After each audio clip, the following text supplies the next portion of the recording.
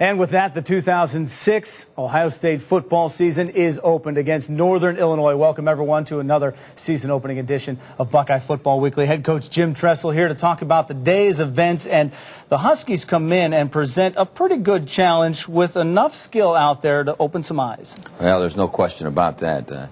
It starts with Garrett Wolfe. And every time he touches the football, you hold on, because he can play, and he's an excellent receiver as well. And they have just a tough fighting football team. They're a group of kids that they know what they're asked, and their coaches are outstanding, and we knew it was going to be a great first game. Good test after finishing 7 straight wins last season. You want to pick it up. You want to see somebody else in a different jersey. A good test to learn a lot and get things started. We were so anxious, Jeff, to play that the guys left their meetings early from the hotel. We got to the skull session early. We beat the band there, which, the band's supposed to be there when we get there, and that was totally our fault. But it was fun watching the band come in. It was fun seeing this full stadium. It was fun having Ahmed Plummer as our honorary captain. You talk about one of the special guys to ever don the scarlet and gray, and he gave our kids great words of wisdom. Well, probably some of the young corners as well would want to hear from him and see what he has to do. We're going to start things off here with a swing pass to Garrett Wolfe that, when you have to replace 9 new starters, that means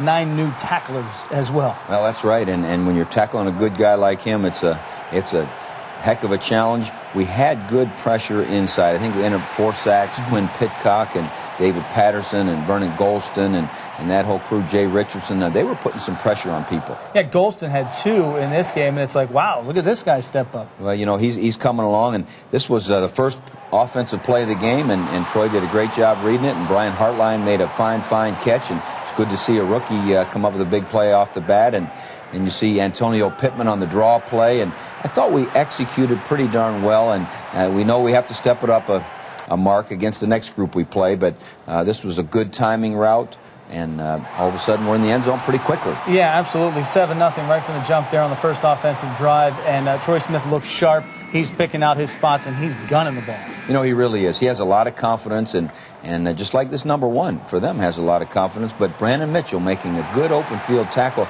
that was tough duty. Right. Tackling him in the open field, and that was a good play. And you have a 5th-year senior in Brandon Mitchell, a guy who stayed in most of the game when there was a lot of rotating going on defensively. Back up top, Ted Ginhall's in his second pass of the day, second touchdown. Well, I'll tell you what, when you try to play him man-to-man, it's tough duty, and we caught him in man, and Troy did a good job with the play fake. The protection was good, which is the key, and we're up 14. Yeah, 14-zip, and Phil Horvath is going to be in trouble again there, sacked again by some good pressure D, and that can help a lot in a young back end. Well, there's no question. If you can put pressure, you got a chance. Just like here, we've got great protection.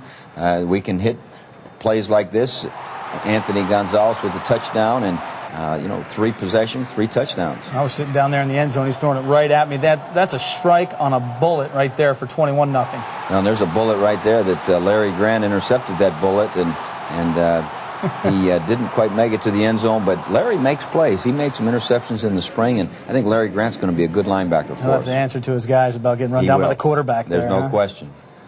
Maurice Wells. Now, you got a nice variety of backs here. A small one, a medium one, and a large one. The small one breaks it. Well, that's right. And, Mo does a good job, especially as a receiver, and that was a heck of a play. It was good to see Troy go to the check down, and here you see Chris Wells getting in the end zone. And one thing about Beanie, he's always going forward. Yeah, that's your big one there. Antonio Pittman wanted to discuss that after the game, but Wells is the bigger of the two, no question about it. He gets those pads moving forward and low, and you're back on offense again. Troy Smith with time. Again, a play-action route there, and Anthony Gonzalez really does a good job of finding holes in the middle. Again, great protection. Just like here, good protection.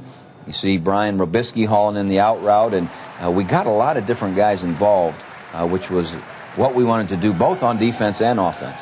12 yards to Robisky there, and then the defense takes back over, and that means Garrett Wolfe's going to have the ball in his hands at some point. I'd say he can find holes, and he's really something, and our guys pursued hard and played hard, and they moved the football down the field and kept feeding it to him, but there you see a heck of a play by Jay Richardson, and forced him into a field goal. Well, you bend a little bit, but don't break, and give up 3 here. But you basically go through 3 quarters of this game without giving up a touchdown to that young defense. Well, and that's important, and the offense putting pressure on by moving the chains and scoring points. There you see Antonio Pittman doing a good job, good blocking up front. I thought our guys did a solid job. And here we are with Beanie Wells running there, and he's got a little bit of power. He's got a little low pad level for such a big guy. Certainly going to pound some guys in there, no question about that. Chris Wells, one of those guys, asks a lot of questions, wants to know where he stands at all times, isn't it? Well, Chris is a good young back, and, unfortunately had the fumble down there, but just as soon it happened when we're up by 28 or whatever, then later down the road, he's going to be a great one. I mean, he's going to be darn good. And yes, he does always want to know what needs to be done, and he trains hard, he studies hard. Antonio Pittman does a good job with him, mentoring him, and so does Mo Wells. And we're going to need those three backs to have a great season. Yeah. Second half highlights coming up next year on Buckeye Football Weekly. Stay with us.